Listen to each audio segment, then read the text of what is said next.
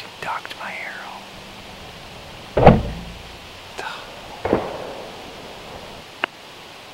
The first time that's ever happened. You see it happen all the time.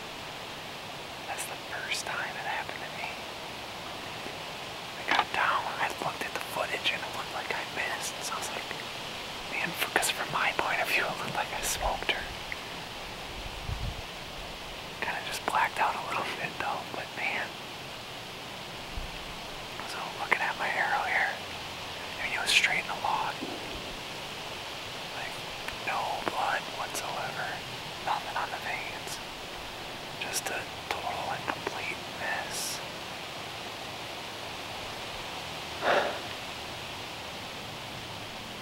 Well, that sucks.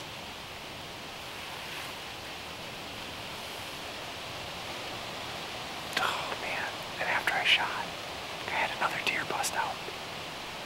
So there was the buck, there's the doe I shot at, there was another deer.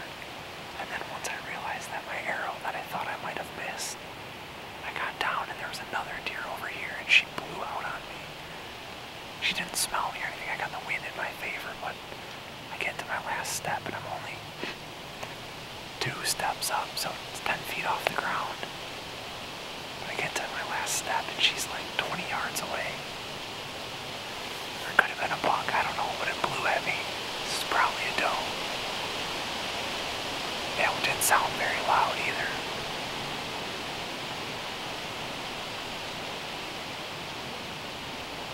Shit.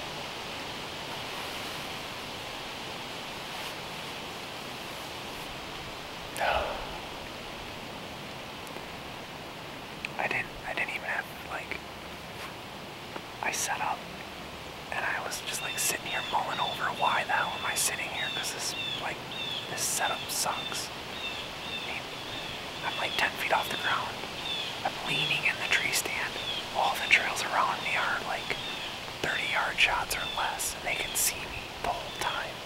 So I'm like, I'm gonna get picked out. It's just gonna be a crappy spot. I'm just gonna blow out this area. So I'm sitting here being a bum.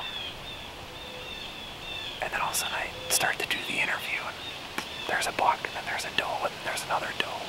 So I didn't even have time to range any of my spots. And I guess, I mean, I put my 20 pin on the top of her back and the 30 right in the middle. But she must have been closer to 20. She had to have been. I don't even know where my rangefinder is right now. I'm going crazy.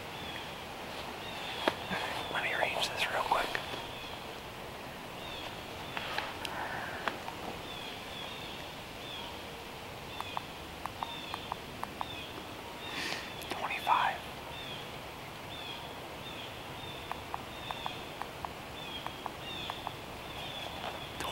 Yards. I don't know if you guys can see that or not.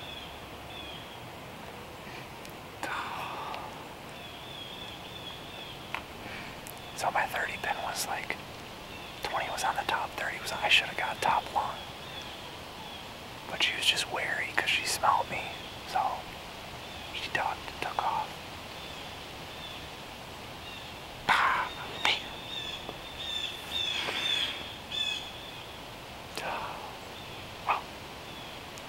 It's only about like 5:30 maybe. It's early. It's 5:23. So I still got another hour at least to sit.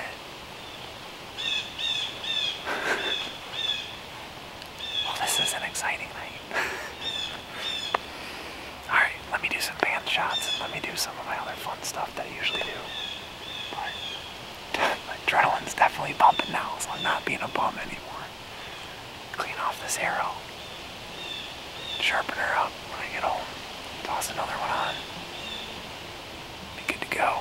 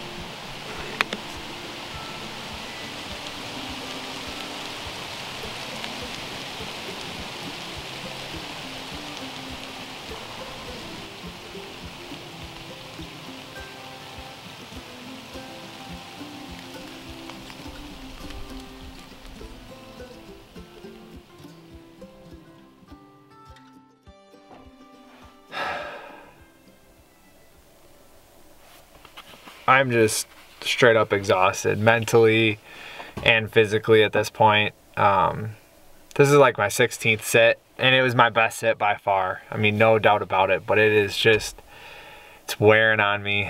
I gotta just get over this hump and just, I mean, it's the pre-rut, right? That means, I mean, I got like 2 more weeks of hunting.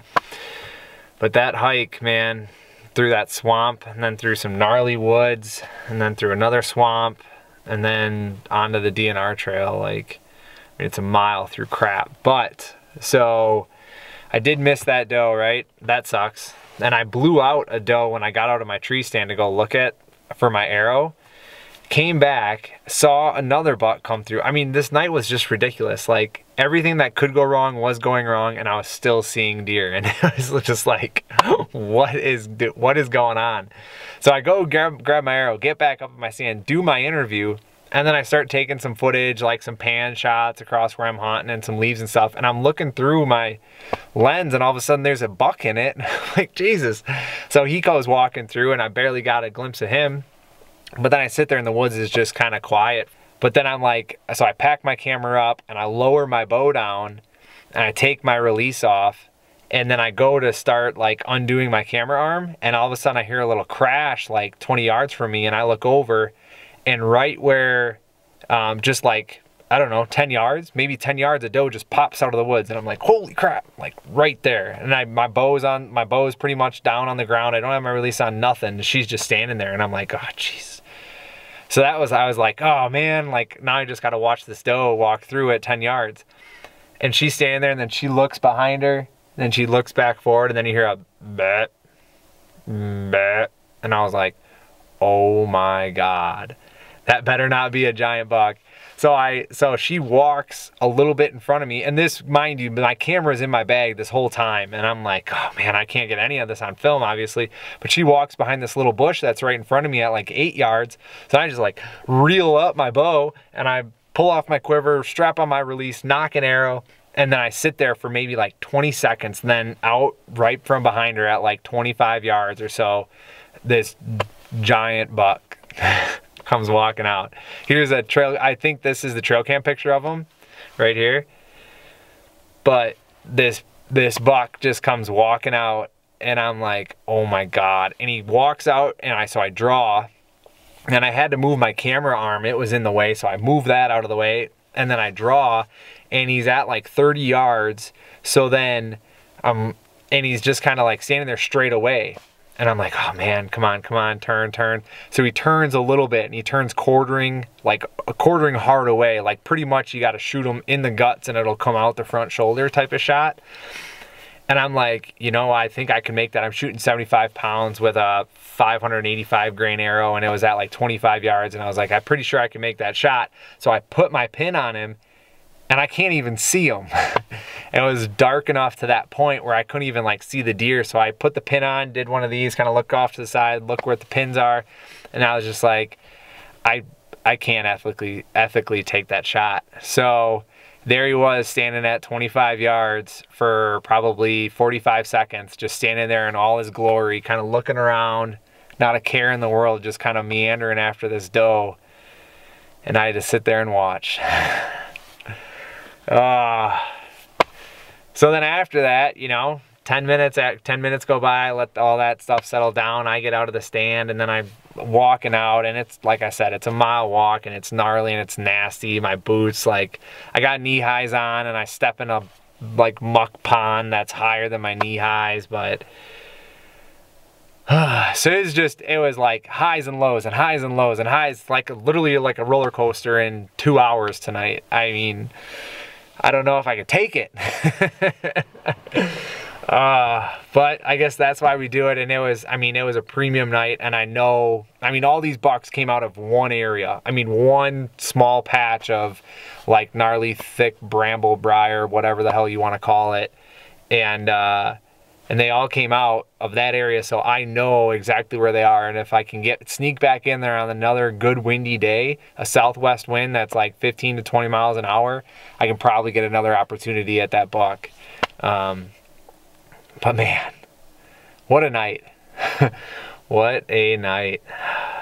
Well, thanks for following along, guys. If you like this video, give me a like. If you want to see more, you know, give me a follow or subscribe. And appreciate you guys watching. I really appreciate the comments. You know, times like this where it's like this grind where you're going up and down, it definitely feels good, like to me, when people say like, hey, thanks for making this work, or thanks for putting this together, or thanks for this idea or this tip. You know, it is like Gary Vee always says, like, it is my oxygen, it is what keeps me going, because, you know, it's hard to play to an empty room, you know. Not saying that I need your sympathy or anything, because I'm going to continue doing this regardless of what the hell you do or say. But it's just, it's nice. So, anyway, catch you guys later. Off to go eat some ice cream, maybe some pizza. It'll be a good night. Later.